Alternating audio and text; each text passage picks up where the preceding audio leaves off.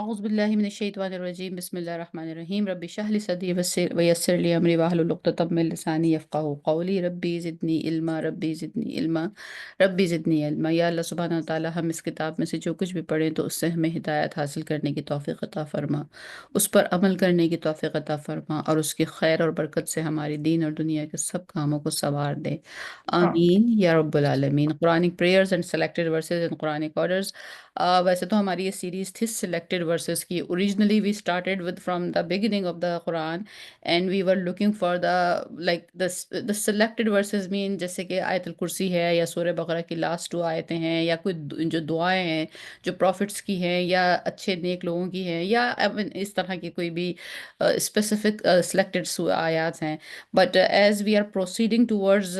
more and more deep into the Quran and towards the more advanced juz,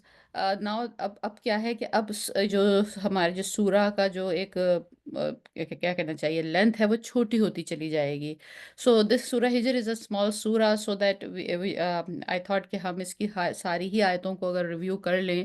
what ever, اگر ہمارے پاس کوئی دعا کی آیت یا کوئی اور سلیکٹڈ آیت ہے اس پہ زیادہ فوکس ہو جاتا ہے، لیکن ساتھ ساتھ ہم یہ کرتے جائیں کہ ہم ساری ہی آیتوں کو ایٹ لیسٹ پڑھ کر آپس میں جب ہم یہاں سب جمع ہوئے ہیں تو just to read the ayah of Quran and just to understand it even in a very simple way, not very deep discussion, تو وہ بھی بینیفیشیل ہو ہی سکتا ہے، سو دیٹ کہ ہم یہ کہہ سکتے ہیں کہ ہم سب نے ایک ساتھ بیٹھ کے سورہ ہجر پڑھی اور ساری سورہ ہم نے دیکھی، اور جو اس میں سے جتنا بھی کچھ ہم اپنے لیے ہدایت حاصل کر سکے وہ حاصل کر سکے۔ So today is the 5th part. آج ہمارے پاس 5th پارٹ ہے اینڈ وی ول اسٹارٹ انشاءاللہ فرام آیا نمبر 45۔ اگین سورہ ہجر جو ہے مصحف آرڈر از 15 ہے، and then it is on the 14th جز ہے۔ اس کی ایک آیت جو ہے وہ 13 جز میں ہے، پہلی آیت۔ And as I told in the previous sessions کہ ابھی میں نے کچھ ایسے قرآن بھی پرنٹڈ دیکھے ہیں، اسپیشلی دا عربک اسٹائل قرآن، جو عربک ورژن کے قرآن ہے، کہ جس میں انہوں نے اس کو تھوڑا سا کریکٹ کیا ہے، اور جو ایک آیت جو سورہ 30 جو 13th جز میں تھی وہ انہوں نے اب پرنٹ کر دی ہے 14th جز کے شروع میں ہی، سو دیٹ اٹس دیئر، 13 کے اینڈ میں یا بالکل 14 کے شروع سے یہ آیت یہ شروع ہوتی ہے۔ سورہ 1/4 کے اس کے جز کے برابر ہے اراؤنڈ، اس میں 80 آیاز ہیں اس میں، اور اس میں جو ہے سوری اس میں جو ہے 99 آیاز ہیں، اور اس کا جو ہجر جو نام ہے وہ سٹی آف اسٹون، یعنی جو ہم اس سے پہلے بھی دا الہجر کے نام سے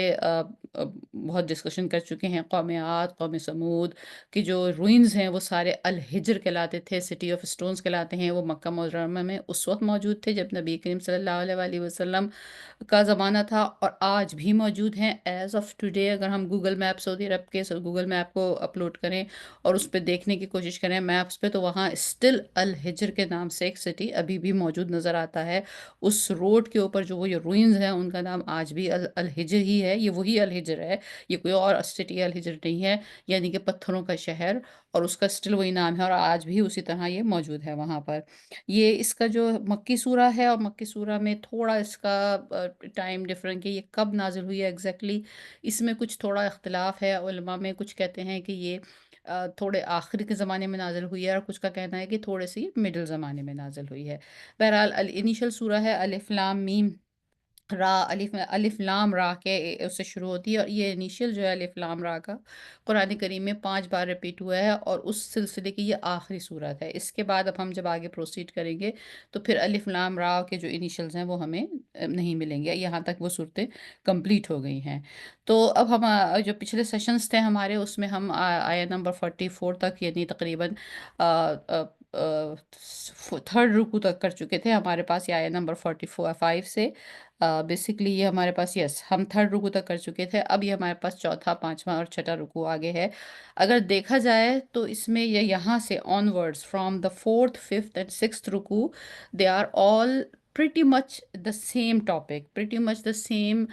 discussion، لیکن still we can go through every single ayah and we can see that what else we can find out in it۔ اعوذ باللہ من الشیطان الرجیم، بسم اللہ الرحمن الرحیم، ان المتقین فی جنات وعیون. بے شک انا، بے شک کے لیے ہے انشاءاللہ، ہم کہتے ہیں فار شور انا، بے شک متقینہ، پرہیزگار، پرہیزگار آمین. وی نو دیٹ اردو میں 75% of the Quranic words are in Urdu, تو الحمدللہ وی آر سو لکی کہ اگر ہمیں اردو کی تھوڑی سی نواہا ہے، تھوڑا سمجھتے ہیں یا اس سے بالکل ٹچ پہ ہیں، تو we can have an idea. ان المتقین فی جنات و عیون. فی جنات، جنات باغات کی ٹرانسلیشن ہوتی ہے، اور عیون چشمے، پانی سے ہے عین، کہ جو پانی کے چشمے نکلتے ہیں. اگر ہم تھوڑا سا یاد کریں تو جو ہمارا پاس پچھلا جو ہمارا آ، وہ تھا لیکچر تھا، یا پچھلا جو ہمارے پاس ہم نے جہاں پہ آیا نمبر 44 میں ختم کیا تھا اپنے اس کو. Let me just make mute every. Okay, تو جہاں ہم نے ون مومنٹ. اوکے، تو جہاں ہم نے لاسٹ ٹائم یہ فنش کیا تھا اپنا پچھلا پچھلا جو ہمارا سیشن تھا، تو اس میں ہم یہ بات کر رہے تھے کہ جب شیطان نے، اللہ سبحانہ تعالیٰ نے جب حضرت آدم علیہ السلام کو تخلیق کیا، تو ان کی تخلیق کس طرح ہوئی، اور پھر شیطان مردود کے ساتھ وہاں کیا معاملہ ہوا، اور وہاں اس سارے معاملے میں اللہ سبحانہ تعالیٰ نے ایک طریقے سے ایک ریزن بیان کیا ہے ان لوگوں کے لیے جو یہ سوچتے ہوں کہ ہم آخر اس دنیا میں کیوں آئے ہیں. جیسے نبی کریم صلی اللہ علیہ وسلم کے متعلق یہ تھا کہ آپ وحی کے نزول سے پہلے غار حرا میں جایا کرتے تھے، and you sit in Ghar Hira and do some ibadah. So question is کہ اس وقت آپ کیا عبادت کرتے تھے، اور مطلب غار حرا میں جا کے آپ کیا میڈیٹیشن کرتے تھے، کیا پونڈرنگ کرتے تھے. سو دس از دا تھنگ دیٹ کہ ان کو ایسا لگتا تھا کہ being a man of a wisdom, being a man of a truth, جو ایک اندر سے جو انسان کی جو روح ہے، جو سول ہے، اور جو کہ اللہ سبحانہ تعالیٰ نے بتایا پچھلے رکوع میں کہ اللہ سبحانہ تعالیٰ نے اپنی روح میں سے اس مٹی کے پتلے میں پھونکا تھا. تو دیٹ روح is also is looking for some nutrition, is that روح از آلسو لوکنگ، وہ بھی ایک تلاش میں ہے. تو جس طرح اس مٹی کے، جو انسان کا جو مٹی کا جسم ہے، جو فزیکل جسم ہے، جس طرح اس کی فزیکل ضرورت ہے، اس کو کھانے کی ضرورت ہوتی ہے، پانی کی ضرورت ہوتی ہے، آکسیجن کے لیے، بریتھ ان کرنے کے لیے آکسیجن کی ضرورت ہوتی ہے، اس کی نیڈز ہیں. اور پھر صرف اتنی ہی نہیں ہے، بلکہ پھر اس کے بعد ایک انسان کو، جو ہیومن بینگ ہے، جانور تو اتنے پہ بھی گزارا کر لیتے ہیں، لیکن ہیومن بینگ کو پھر اس کے بعد ریلیشن کی بھی ضرورت ہوتی ہے، محبت کی بھی ضرورت ہوتی ہے، ماں باپ کی محبت، بہن بھائیوں کی محبت، ایک سراؤنڈنگ کی بھی ضرورت ہوتی ہے، ایک ایموشنل فیکٹر بھی وہاں موجود ہے. ان تمام چیزوں کے ساتھ کہ کسی کے پاس بہت اچھی فیملی ہے، بہت اچھا اس کے پاس پروویژن ہے، کھانا ہے، پینا ہے، every thing is, every animal instinct is satisfied, لیکن اس کے باوجود بھی اس کو پھر اندر سے کسی چیز کی تلاش رہتی ہے، اس کو لگتا ہے کہ نہیں کچھ کم ہے. And this is the what the روح از مسنگ، کیونکہ جو روح کی جو نیوٹریشن ہے وہ اللہ سبحانہ تعالیٰ کی یاد ہے، اللہ سبحانہ تعالیٰ کا سے تعلق ہے، اللہ سبحانہ تعالیٰ سے کنیکشن ہے اس دنیا میں آنے کے بعد بھی. تو پچھلے جو رکوع تھا اس میں اللہ سبحانہ تعالیٰ نے یہ ایک طرح سے دوبارہ اس کو ورڈ آؤٹ کیا، اور جو نبی کریم صلی اللہ علیہ وسلم بھی خود اس پہ غور کرتے تھے کہ یا اللہ سبحانہ تعالیٰ ہم اس دنیا میں آئے کیوں ہیں. تو وہ چیز ہے کہ ہم اس دنیا میں اس لیے آئے ہیں کہ اس دنیا میں رہ کر ہماری جو شیطان کے ساتھ جنگ ہے، ہم اس کو کنکر کریں، اس کو اپنی جو بھی ہماری ٹیمپٹیشنز ہیں، جو بھی ہماری اپنی انر کریکٹرسٹکس ہیں، چھوٹی چھوٹی جو ہمارے اندر باتیں ہیں، اس کو ہم کریکٹ کریں، اور پھر اس سے ہم ایک اللہ سبحانہ تعالیٰ کی طرف اپنے آپ کو اس لائق بنائیں کہ ہم جب وہاں پر اس دن لوٹ کے جائیں تو جس طرح اللہ سبحانہ تعالیٰ نے کہا تھا کہ جو میرے بندے ہیں انہیں تم نہیں بہکا سکو گے. بات پچھلی وہاں ختم ہوئی تھی. تو اب یہاں اللہ سبحانہ تعالیٰ نے شیطان مردود سے کہا تھا کہ جن کو تم بہکا دو گے ان سے میں جہنم کو بھر دوں گا، ان سے میرا کوئی تعلق نہیں. تو وہاں سے اب یہ بات شروع ہوئی ہے، ان المتقین فی جنات و عیون، اور جو لوگ پرہیزگار ہیں، جو تقوی اختیار کریں گے، جو ڈریں گے، ان کے لیے پھر باغات ہیں، ان کے لیے پھر چشمے ہیں. ادخلوہا، تم سب داخل ہو جاؤ اس میں، بسلام آمینین، سلامتی کے ساتھ،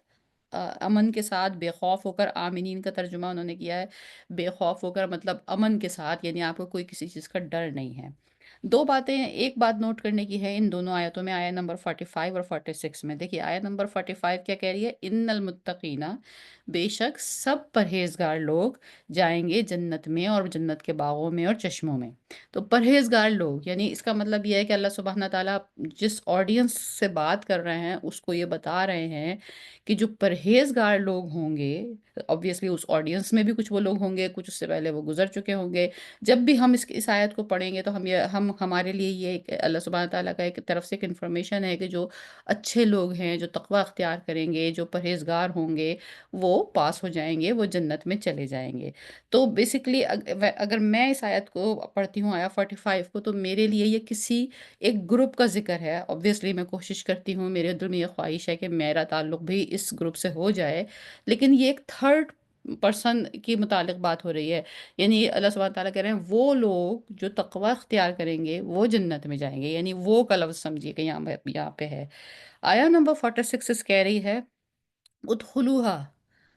तुम सब दाखिल हो जाओ सलामती के साथ बेखौफ होकर। Are you getting the point? यानी आया नंबर 46 में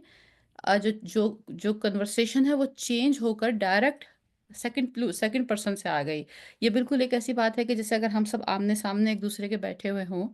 और मैं बता रही हूँ कि भाई वो लोग बहुत अच्छे हैं, वो लोग बहुत नेक हैं और वो लोग पास हो गए हैं, उन्होंने बड़े सक्सेसफुल हो गया है और आप सबको इनाम मिलेगा। तो मतलब आई मीन इसमें इन दोनों बातों में एकदम से डिस्कनेक्ट फील होता है कि पास तो वो लोग हुए हैं और इनाम हमको मिल रहा है। आयत नंबर 45 कह रही है कि वो लोग जो परहेजगार हैं, जिन्होंने तक़वा अख्तियार किया है, जिन्होंने अल्लाह सुब्हाना ताला का खौफ दिल में रखा है, छोटी छोटी चीज़ों का में, और जैसे जब हम ये बात करते हैं ना तकवे की, तो इसका मतलब कोई ये बहुत बड़ी ऐसी चीज़ें नहीं होता कि कोई हम जिंदगी के बहुत बड़े बड़े कोई काम कर रहा हो, कोई सोच रहा हो कि भाई वो कोई तीर तलवार लेके मैदान जंग में उतर जाएगा, या वो कोई बहुत बड़ा जिहाद कर रहा होगा, या कोई वो बहुत बड़ी किसी मिशन को लेके चल रहा होगा। इंसान अपनी ज़िंदगी में छोटे-छोटे मकाम पर, जहाँ उसको ज़रा-ज़रा सी छोटी-छोटी ऐसी बेईमानी करने का मौका मिलता है जिसे कोई और देख भी नहीं रहा होता।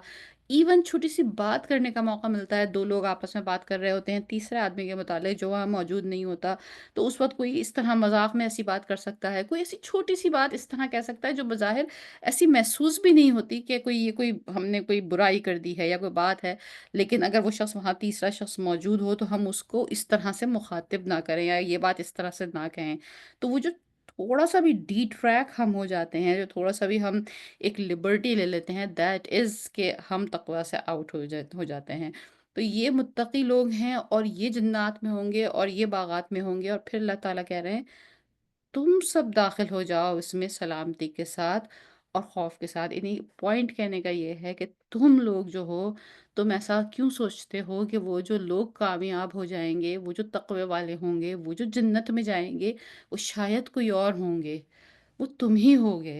I mean if you understand, यानी ये बिल्कुल वही वाली बात आ गई कि अगर हमें लैंग्वेज की समझ आती हो, तो अगर यही किताब उर्दू में है, जिनकी उर्दू बहुत अच्छी है, या इंग्लिश में है, या जिनकी इंग्लिश बहुत अच्छी है, तो दे कैन इमीडिएटली कैच कि पहला जुमला तो उन लोगों के लिए कहा गया जो जो पास होने वाले थे, और दूसरा जो जुमला था वो सबके लिए कहा गया, whoever is listening here, whoever is reading here. तो पॉइंट यहाँ कहने का ये है कि हो सकता है जो शख्स हम जैसे लोग पढ़ रहे हैं या सुन रहे हैं, और एक इंसान, शैतान की एक डेविएशन ये भी है कि वो इंसान के दिल में ख्याल डालता है कि तुम तो इतने नेक नहीं हो, तुम कहाँ, तुम तो भाई बहुत गए गुजरे लोग हो, तुम कोई कोई आदमी मस्जिद का शायद इमाम है तो वो नेक होगा, कोई आदमी शायद मतलब उसका ज़ाहिर बहुत इस किस्म का है तो वो शायद बहुत नेक होगा, तुम तो भाई दुनियादार आदमी हो, तुम कहाँ नेक हो। No, it's not that. अल्लाह सुब्हाना ताला की तरफ जाने के बहुत तरीक़े हैं। अल्लाह ने किसी को किसी भी चीज़ की तौफ़ीक दी है। हम खुद अपने इर्द-गिर्द हम देखते हैं, अल्लाह सुब्हाना ताला ने मुख्तलिफ़ लोगों को मुख्तलिफ़ करैक्टरिस्टिक्स दी हैं। कोई बहुत अच्छा लिख सकता है, कोई बहुत अच्छा पढ़ सकता है, कोई बहुत अच्छा लीडर बन सकता है, कोई बहुत अच्छा आई मीन और कुछ भी मतलब नेकी के रास्ते में चल सकता है, कोई लोगों की बहुत मदद कर सकता है, कोई किसी को बहुत अच्छा मशवरा दे सकता है। तो वल्लाही ये कौन सी एक नेक अमल होगा जो अल्लाह सुब्हान ताला को पसंद आ जाएगा, और अल्लाह ताला उस अमल के सदक़े में उस शख्स के बाकी गुनाहों को माफ़ कर देंगे और वो भी जन्नत के वासियों में से हो जाएगा। तो don't take Islam in a very traditional narrow concept, کہ بس صرف شاید جو آدمی کی بہت لمبی سی داڑھی ہوگی اور اس نے سفید کرتا پہنا ہوگا، اس کے ہاتھ میں تسبیح ہوگی، اور وہ ہر وقت مسجد جاتا ہوگا اور مسجد سے آتا ہوگا، صرف اور صرف ایسا ہی شخص جو ہے شاید وہ جنت میں جائے گا۔ اور ہم جب صبح جو نارمل آدمی ہے وہ صبح اٹھتا ہے، کام پہ جاتا ہے، جاب کرتا ہے، وہاں کے سارے مسئلے مسائل سارا دن دیکھتا ہے، پھر وہ گھر آتا ہے تو وہ اتنا تھک چکا ہوتا ہے کہ اس کے اندر بمشکل وہ فرض نمازیں ہی ادا کر پاتا ہے، اور پھر اگلا دن شروع ہو جاتا ہے۔ تو اس کو لگتا ہے کہ میں نے تو شاید کوئی عبادت ایسی نہیں کی جیسا دوسرا شخص کر رہا ہے۔ بٹ یو نیور نو، آپ کا وہ جو رزق حلال کمانے کی جد و جہد ہے، اس میں اس اپنی جد و جہد کے دوران آپ کسی کی مدد کرتے ہیں، کسی کے لیے راستہ کو آسان کرتے ہیں، کوئی ایسی اچھی بات کرتے ہیں کہ بعد میں اس کا اچھا اثر نکلتا ہے، وی نیور نو۔ تو ہمارے لیے بھی یہ راستہ مستقل کھلا ہے، اور جب انسان کو یہ ہوپ ہے اور یہ امید ہے کہ میں بھی ان لوگوں میں سے ہوں اور ہو سکتا ہوں جو انشاءاللہ اللہ تعالیٰ کے رحم و کرم سے کامیاب ہو جائیں گے، تو پھر اس کے دل میں بھی ایک اس کی اسپرٹ ہائی ہوتی ہے، اس کو امید بنتی ہے، اس کے دل میں ایک کھلا پن پیدا ہوتا ہے، اس کا دل بڑا ہوتا ہے، اور وہ بھی آگے نیکیوں کی طرف بڑھتا ہے۔ تو تم سب داخل ہو جاؤ بے خوفی کے ساتھ، ادخلوها بسلام آمنین، تم سب، یعنی یہ آیت نبی کریم صلی اللہ علیہ وسلم پہ نازل ہوئی، ان کے صحابہ ان کے منہ سے صحابہ نے سنی، اور اب یہ کتاب قرآن میں موجود، یہ آیت قرآن میں موجود ہے، اور یہ ہم پڑھ رہے ہیں، ہم آپ اس وقت ایک ساتھ بیٹھ کے اس کو پڑھ رہے ہیں، اور یہ ہم سے ڈائریکٹ مخاطب ہے۔ جب تم کہہ رہی ہے آیت تو اس کا مطلب ہے it's for me, it's for you, تو پھر اس کا مطلب ہے یہ ہم سب سے مخاطب ہے، اور ہم سب سے کہہ رہی ہے کہ ڈرو مت، بے خوف ہو کے جنت میں داخل ہو جاؤ، اپنی چھوٹی چھوٹی غلطیاں، اپنی جو بھی آپ کی مسٹیکس ہیں، جو بھی لغزشیں ہیں، جو بھی کمزوریاں ہیں، جو بھی کاہلی ہے، جو بھی سستی ہے، جو بھی چیزیں اوور لک ہو گئی ہیں، اللہ از اے رحیم و کریم رب، but don't make your short comings the reason کہ اچھا میں تو بہت گناہ گار ہوں، میں آگے نہیں جا سکتا۔ وَنَزَعْنَا، نیکسٹ آیا نمبر 47، وَنَزَعْنَا مَا فِي صُدُورِهِم مِّن غِلٍّ إِخْوَانًا عَلَى سُرُورٍ مُتَقَابِلِينَ۔ وَنَزَعْنَا، اور ہم نکال دیں گے، نزعنا ہم نکال دیں گے، ما فی صدورہم، صدور سینوں کو کہتے ہیں، دلوں میں سے یا سینوں میں سے، یا جیسے ہم کہتے ہیں نا ان کے دل میں ایک بات آ گئی ہے تو وہ ان کے دل سے بات نکال دیں گے، ان کے سینے میں سے بات نکال دیں گے، من غل، غل کدورت کو کہتے ہیں، یعنی کسی بات سے کسی چیز کا دل خراب ہو جائے، کوئی دو لوگوں کے درمیان کچھ غلط فہمی ہو جائے اور ان کے آپس میں دل صاف نہ رہیں، تو اخواناً، بھائی بھائی، تو ہم صاف کر دیں گے، آیت کا مطلب یہ ہے کہ دل صاف ہو جائیں گے بھائیوں کے، اور وہ ایک دوسرے کے سامنے تخت پر بیٹھ جائیں گے،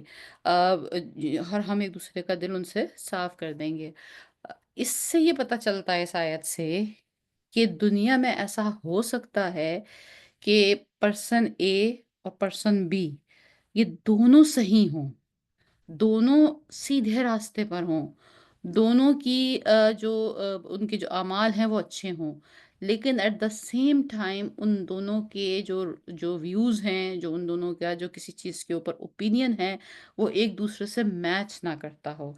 سو مچ سو کہ ایون دا ریلیجیس معاملے میں، چلیے دنیاوی معاملوں کو تو آپ کہہ ہی سکتے ہیں کہ ایک شخص سوچتا ہے کہ شاید وہ ڈاکٹر بن جائے فار ایگزامپل، اور ایک کہتا ہے نہیں جی ڈاکٹر بننے میں کوئی فائدہ نہیں ہے، آپ انجینئر بن جائیں، تو یہ ان کا آپس میں ایک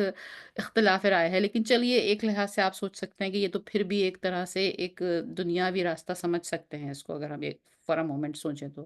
لیکن جہاں دینوی معاملات آتے ہیں، جہاں پر دینوی چیزیں اسپیسیفکلی کہ شرع کے حساب سے کسی چیز کا کیا فیصلہ کیا جائے، کس چیز کے اوپر کیا رائے رکھی جائے، فار ایگزامپل اس وقت تمام اسلامک امہ کے جو ممالک ہیں، سوچئے فرض کریں ایک آئیڈیلی کہ اگر وہ سارے کے سارے ایک ساتھ ایک ٹیبل پہ آ کے بیٹھ جائیں، اور وہ سارے سر جوڑ کر یہ ایک ڈسکشن کریں کہ بھئی ہمارے سارے مسائل کس طرح حل ہو سکتے ہیں، everybody has a very clear heart and everybody wants to solve the problem, لیکن وہاں کیا ہوگا کہ وہ باوجود اس کے کہ ان سب کے ہارٹ میں پیورٹی ہوگی، لیکن سب کی رائے ڈفرینٹ ہوگی، they want to solve the ummah's problem, وہ ان کا رائے ہوگی ایسے کریں تو بہتر ہے، دوسرے کی رائے ہوگی تو ایسے کریں تو بہتر ہے، اور یہ ڈفرینس آف اوپینین آج نہیں بلکہ صحابہ اکرام کے زمانے میں بھی موجود تھا۔ جتنی سیرہ ہم نے اپنے انہی دروس میں، ویسے تو آپ سب لوگ اور بھی بہت کچھ سنتے رہتے ہیں، اور بہت ساری آپ کو نالج ہے۔ نبی کریم صلی اللہ علیہ وسلم کی لائف سے ہم دیکھتے ہیں، جیسے ہم نے سورہ انفال جب کی تھی تو ہم نے اس میں پورا بڑی ڈیٹیل میں وہ غزوہ بدر کے متعلق ہے۔ تو آپ کو یاد ہوگا کہ وہاں نبی کریم صلی اللہ علیہ وسلم نے باقاعدہ سب سے مشورہ کیا تھا، جو بھی تمام افراد تھے جو کہ بھئی ہم یہ کریں یا یہ کریں۔ اور وہاں پر جو جو کچھ لوگوں نے ایک مشورہ دیا، کچھ لوگوں نے دوسرا مشورہ دیا، یہ وہ لوگ ہیں جن میں سے تقریباً 99% لوگ جنتی تھے۔ لیکن ان کی رائے جہاد کے متعلق، جنگ کے متعلق، اسلام کی اس حفاظت کے متعلق بھی ڈیفرنٹ ہو سکتی ہے۔ اس کے بعد جب نبی کریم صلی اللہ علیہ وسلم کی زندگی بعد خاص طور پر ہم حضرت علی رضی اللہ تعالیٰ عنہ کے زمانے میں جو ایک کیوس ہو گیا تھا، جو ایک امت میں اختلافات ہو گئے تھے اور مختلف چیزیں تھیں، اس میں جب ہم اس دور کو پڑھتے ہیں، obviously وہ بڑا دردناک اسلامک ہسٹری کا چیپٹر ہے، جس میں حضرت علی رضی اللہ تعالیٰ عنہ کو جنگ کرنا پڑی صحابہ اکرام کے خلاف ہی، اور دوسری طرف سے حضرت طلحہ رضی اللہ تعالیٰ عنہ اور حضرت زبیر رضی اللہ تعالیٰ عنہ جیسے بالکل جلیل القدر اور جنت کی جن کو گارنٹی تھی، وہ صحابہ وہاں موجود تھے۔ تو اس طرح کی جب آیتیں آتی ہیں ہوتی ہیں قرآن میں، تو ان کو دیکھ کر حضرت علی رضی اللہ تعالیٰ عنہ فرمایا کرتے تھے، میں یہ امید کرتا ہوں کہ میرے اور طلحہ کے درمیان جو اختلافات تھے وہ وہاں پر دور ہو جائیں گے، بیکاز بوتھ آر جنتی۔ تو اس سے سمجھ میں ایک بات یہ آتی ہے کہ دنیا میں یہ ہو سکتا ہے کہ لوگوں کے رائے اور ان کے سوچ اور ان کے آگے بڑھنے کے طریقوں کے متعلق جو ان کی اسٹریٹجی ہے وہ ڈفرینٹ ہو ایک دوسرے سے۔ ایک آدمی کہے کہ ہم یہ کام کریں گے تو اسلام کو زیادہ فائدہ ہوگا یا دنیا کو زیادہ فائدہ ہوگا یا ہمارے لیے یہ زیادہ بینیفیشل ہوگا، دوسرا کہے کہ نہیں اس میں یہ حکمت ہے، اس کو بھی رک جائیں اور اس کو نہ کریں۔ اٹ از این پاسبل، لیکن اس اختلاف رائے کا مطلب یہ نہیں ہے کہ ہم ایک دوسرے کو کافر کہنا شروع کر دیں، یا ہم یہ سمجھیں کہ اس میں سے ایک ہی ٹھیک رہے گا اور دوسرا جنتی ہوگا ایک، اور ایک جہنمی ہو جائے گا۔ نو، اٹس ناٹ نیسسری۔ مطلب سب سے پہلے تو کسی کی نیت کتنی پیور ہے، اور پھر اس کے بعد جو اس نے اسٹریٹجی اپنائی ہے وہ اسٹریٹجی اس کی اپنی عقل سمجھ کے حساب سے اس کو لگتا تھا بالکل ٹھیک ہے، اور اس حساب سے اس نے عمل کیا۔ انسان جو ہے وہ obviously سوائے نبی انبیاء کرام کے اور تو کسی کو وحی نازل نہیں ہوتی، اور تو کوئی معصوم نہیں ہے، اور تو کوئی غلطیوں سے پاک نہیں ہے۔ انسان غلط فیصلے بھی کر سکتا ہے، وہ ہو سکتا ہے کہ دو لوگوں میں سے ایک کا فیصلہ غلط ہو، لیکن جس نے فیصلہ غلط بھی کیا ہے ایون، لیکن اگر اس کی نیت پیور ہے، اگر وہ یہ سمجھتا ہے کہ یہ زیادہ بہتر چیز تھی، اس نے بالکل خالصتاً اسی نیت سے یہ بات کی ہے، تو پھر وہ دو لوگ بھی جو آپس میں جن کے اختلاف ہے، اس کا مطلب یہ ہوا کہ اگر مجھے یہ پتا ہے کہ میرا رائے کسی چیز کے بارے میں یہ ہے، ان کی رائے یہ ہے دوسرے آدمی کی، اور ہم دونوں کو لگتا ہے کہ وی بوتھ آر ہماری اپنی جو اوپینینز ہیں وہ اوکے ہیں، تو we should be very open hearted. Okay fine, آپ کو یہ چیز اچھی لگتی ہے، ٹھیک ہے، آپ اس کو فالو کر لیجیے، مجھے تو یہ چیز زیادہ بہتر لگ رہی ہے، میں یہ فالو کر لیتی ہوں۔ This should not be affecting our view of other person, کہ یہ شاید کوئی اب نیک نہیں رہا کیونکہ اس نے میری بات سے اتفاق نہیں کیا، یا یہ کہ کوئی یہ اللہ کی نگاہ میں یہ آدمی چھوٹا ہو گیا ہے کیونکہ میں جو رائے رکھ رہی ہوں وہ زیادہ نالج والی ہے، زیادہ میں کوئی دین میں جانتی ہوں، تو یہ دوسرے دس میک اس ہمبل، کہ ہو سکتا ہے کہ باوجود میری ساری نالج کے اس کی رائے زیادہ بہتر ہو، اور دس میکس اور ہارٹ بگر، کہ ٹھیک ہے، آئی مین ایک آدمی کی ایک رائے ہے، دوسرے کی دوسری رائے ہے، we can go with we can go in over each path, اور یہ اختلاف نہیں ہے، دس از جسٹ دا ڈائیورسٹی۔ جیسے کہ اب ہم یہ بات کرتے ہیں یہاں پر کہ جب رمضان المبارک کا چاند دیکھنے کے لیے یا عید کا چاند دیکھنے کے لیے تھوڑا سا لوگوں کے ڈفرینس آف اوپینین ہوتا ہے، honestly speaking this difference of opinion is a beauty۔ یہ اختلاف نہیں ہے، they are following their way, and جو ان کو زیادہ اچھا لگ رہا ہے ہم اپنا فالو کر رہے ہیں۔ اور اگر ہم واقعی ایک سیرہ کو سیریسلی پڑھتے ہیں تو ہم دیکھتے ہیں خود نبی کریم صلی اللہ علیہ وآلہ وسلم کے زمانے میں، صحابہ اکرام کے زمانے میں ایسا ہوتا رہا ہے کہ ایک جماعت کا روزہ تھا اور ایک جماعت نے عید کی ہے، تو this is not the indications of not unity. ہم اس کو دیکھتے ہیں کہ یہ ایسی چیزیں ہیں کہ ہمارے اندر یونٹی نہیں ہے، نو اٹس ناٹ۔ یہ وہ چیزیں نہیں ہیں جن پہ یونٹی ہونے کی ضرورت ہے، یونٹی ہونے کی ضرورت وہاں ہے جہاں آئیڈیاز بالکل فرم ہونے چاہیے۔ سو بہرحال تو یہ آیت اس لحاظ سے بڑی امپورٹنٹ ہے کہ ہم نکال دیں گے ان کے سینوں سے کدورت کو۔ تو اس دنیا میں اگر دو لوگوں میں ڈفرینس آف اوپینین ہے تو ایسا جنرلی ہم ایسا سوچتے ہیں، ہماری سوچ اتنی ٹائٹ نیرو ہو جاتی ہے کہ ان میں سے ایک ٹھیک ہوگا اور وہ ایک ہی جو ٹھیک ہوگا وہی جنت میں جائے گا، دوسرا غلط ہوگا اور وہ جنت میں نہیں جائے گا۔ نو اٹس ناٹ، ایسا ہو سکتا ہے اینڈ ممکن ہے کہ دو لوگوں کی رائے بالکل سیم میٹر کے معاملے میں، جیسے کہ میں نے صحابہ کا اگزامپل دیا، حضرت علی رضی اللہ تعالیٰ عنہ اور حضرت طلحہ رضی اللہ تعالیٰ عنہ، دے بوتھ آر جنتی and they fought each other in a battle۔ تو I mean that was the situation over there۔ جو بھی کچھ اس زمانے میں بہت کچھ انسان کو یہاں زمین پہ، چونکہ ایک شیطان کا ایک لشکر ہے اور ایک ہجوم ہے اس کے ارد گرد ہر وقت، تو بہت ساری چیزیں ایسی ہوتی ہیں جو وہ نہیں چاہتا کرنا لیکن وہ ان میں الجھ جاتا ہے۔ تو but it doesn't mean that کہ دوسرا شخص جو آپ سے ایگری نہیں کر رہا ہے وہ وہ 100% غلط ہے۔ سو دس آیا give us a lot of ground, a lot of spectrum، یہ ہمیں بہت گنجائش دیتی ہے کہ ٹھیک ہے اگر کوئی، اور ہمارا اس میں ہمارے دل میں بہت ایک بڑائی پیدا ہوتی ہے، ایک بہت ہمارے دل میں گنجائش پیدا ہوتی ہے کہ we can go along still, اس کے باوجود بھی کہ اگر ہم ایک دوسرے کے ساتھ ہمارا کچھ ڈفرینس آف اوپینین ہے۔ لا یمسہم فیہا، لا یمسہم، لا یمسو، مس کرنا، مس مانے ٹچ کرنا، آپ کو کہتا ہوں مس کر گیا ہے، ٹچ کر گیا ہے۔ لا یمسہم، نہیں ٹچ کرے گی، نہیں پہنچے گی، نہیں چھوئے گی، فیہا، اس میں یعنی جنت میں، نصبن، کوئی تکلیف، وما ہم منہا بمخرجین، اور نہ ہی وہ اس میں سے ہرگز نکالے جائیں گے۔ آیت نمبر 48 جنت ہی کا ذکر ہو رہا ہے کہ جو لوگ ہیں وہ جنت میں داخل کیے جائیں گے۔ آپ سب لوگ بے خوف ہو کے جنت میں داخل ہو جائیے۔ اگر آپ سب کے ایک دوسرے سے اختلافات ہیں، don't take it that serious, اپنے دل بڑے کیجئے، ہر ایک کا معاملہ اس کا رب خود سولو کر لے گا۔ آپ اپنی بات کہہ کر آگے بڑھ جائیے، اور اس کے بعد یہ ہے کہ اب وہاں پر آپ کو کوئی تکلیف ٹچ نہیں کرے گی۔ تو اگر پچھلی آیت نمبر 47 کے بیک گراؤنڈ میں ہم اگر اس بات کو سوچیں تو اس کا مطلب یہ ہے کہ اگر ایک شخص جو دنیا میں ہے، فار ایگزامپل کہیں کسی دینی سرکل میں، خاص طور پر کسی مسجد میں ہے، اور وہاں دو لوگ جو ہیں وہ ان کی آپس میں بڑا سخت اختلاف رائے ہے، ایک صاحب کو لگتا ہے کہ ایسا کرنے سے مسجد کو بہت نقصان ہوگا، اور دوسرے کو لگتا ہے اگر پہلے کی بات مانیں گے تو بہت نقصان ہوگا، and they both are in love with the masjid, اور they want to do with a very pure heart good for the مسجد، اور ان کا ایک دوسرے کے ساتھ اتنا اختلاف ہے۔ تو اب جب دو ایسے اختلاف والے لوگ ایک ساتھ اگر ایک کمرے میں رہیں تو وہ بڑا ایک عجیب سا، ایک بڑی انکمفرٹیبل سچویشن ہوتی ہے،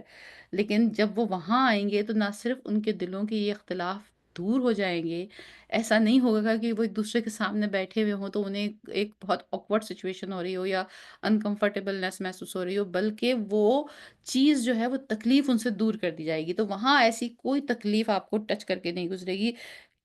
آن دس ارتھ انسان کو ایموشنلی، سائیکولوجیکلی، فزیکلی جس جس طریقے سے کوئی تکلیف کا کوئی بھی پہلو ہے، بھوک لگنا ہے سے تکلیف ہوتی ہے کہ اگر آپ کو کھانا نہیں مل رہا، پیاسا ہے انسان، اس کو پانی نہیں مل رہا، یا اگر اس کو ایک ایموشنلی کوئی اسٹریس ہو رہا ہے، کوئی لوگ اس کے ساتھ اچھا بہیو نہیں کر رہا ہے، مطلب کسی بھی حوالے سے فزیکلی اور ایموشنلی اس دنیا میں انسان کو جو بھی کوئی پاسبل تکلیف ہو سکتی ہے، جنت میں اس میں سے کسی چیز کا کوئی گزر نہیں ہوگا۔ جنرلی دنیا میں اگر آپ کسی کو ریوارڈ کرنا چاہیں، کسی کو بہت کچھ دینا چاہیں تو ہم اسے محل بنا کے دے سکتے ہیں، ہم بہت سارا کھانا دے سکتے ہیں، بہت سارے کپڑے دے سکتے ہیں، اپیرنٹلی ایسا سب کرنے سے شاید وہ بہت خوش ہو جائے، لیکن اسٹل اگر وہ کسی ایموشنل اسٹریس سے گزر رہا ہے، اسٹل اس کے اگر کوئی ایسی چیزیں ہیں جو اسے وہ ایموشنلی ہرٹ کر رہی ہیں، تو وہ انسان کی بس کی بات نہیں ہے کہ وہ دوسرے انسان کے لیے ارینج کر دے۔ جنت کے نعمتوں میں ایک نعمت یہ بھی ہوگی کہ وہاں اللہ سبحانہ تعالیٰ اس طرح کے سٹریس اور ٹینشن کو بھی ریلیف کر دیں گے۔ الحمدللہ۔ نبی نہیں، نبی، اے پیغمبر میرے بندوں کو خبر دے دو۔ نبی، نبی مطلب وہ نبا سے ہے، ریممبر کہ خبر، خبر دے دو، بتا دو، معلومات دے دو، عبادی میرے بندوں کو، انی بے شک میں، انا الغفور الرحیم، میں ہی بے حد بخشنے والا اور نہایت رحم والا ہوں۔ انی بے شک میں، انل دوبارہ ریپیٹ ہوا ہے، میں، میں بہت غفور و رحیم ہوں، میں بہت بخشنے والا ہوں، بہت دینے والا ہوں، بہت معاف کر دینے والا ہوں۔ مطلب یہ جو پچھلی تمام آیتیں ہیں، یہ ایک طریقے سے ایک انسان کی کو اسپرٹ کو ہائی کرتی ہیں کہ آپ ہی ہیں وہ جو جنت میں داخل ہو سکتے ہیں، آپ ہی ہیں وہ جو وہاں بے خبر اور بے خطر ہو کر ان گیٹس کو پاس کر جائیں گے، اور ایک دفعہ جنت میں آنے کے بعد آپ اس نعمت کو انجوائے کر سکیں گے کہ وی ہیو ڈن اٹ۔ ہم ساری عمر ہمیں اس بات کا دھڑکا اور خطرہ لگا رہا تھا کہ ہم کہیں عذاب میں مبتلا نہ ہو جائیں، کہیں ہم پتہ نہیں کیا سزا ہم کو ملے گی، پتہ نہیں ہمارا کیا حساب معاملہ ہوگا، اور پھر یو ول بی ڈن۔ تو یہاں اللہ سبحانہ تعالیٰ یہی کہہ رہے ہیں کہ بتاؤ اپنے میرے بندوں کو کہ انی انا غفور انی کے بعد بھی اگر یہ کہہ دیا جاتا انی غفور الرحیم تو بات ہو جاتی، انی کے بعد ایک دفعہ پھر اس میں میں میں بہت غفور ہوں، دو دفعہ اپنے آپ کو مخاطب کرنے کا مطلب جیسے ہماری لینگویج میں بھی یہ ہوتا ہے نا کہ بہت ہی سٹریس کر کے یہ بتایا جا رہا ہے کہ میں بہت غفور ہوں، مطلب یہ کہ آپ نے جو گناہ کیے میں اسے بخش دوں گا، اور بہت رحیم ہوں، یعنی ان سارے نہ صرف ان گناہوں کو بخش دوں گا بلکہ اس کے بعد مزید آپ کو اس پہ اجر اور ثواب اور ریوارڈ اور انعام اور اکرام اور بلند درجہ عطا کروں گا۔ میں بہت غفور اور رحیم ہوں۔ اس لیے یہ ہے کہ جنت جو ہے بیسیکلی وہ کوئی بھی انسان اپنے اعمال سے نہیں کما سکتا، وہ صرف اللہ کی رحمت اور اللہ کے رحم سے کما سکتا ہے۔ اور ایک گناہ، ایک لغزش، ایک کمی، ایک ایسی چیز جو انسان کو لگے کہ یہ میرے اندر کمی ہے، وہ اس کو روک نہ دے اس چیز سے کہ وہ اس خیال میں آ جائے کہ نہیں میں تو اچھا نہیں ہوں اور میں اس مقام تک نہیں پہنچ سکتا۔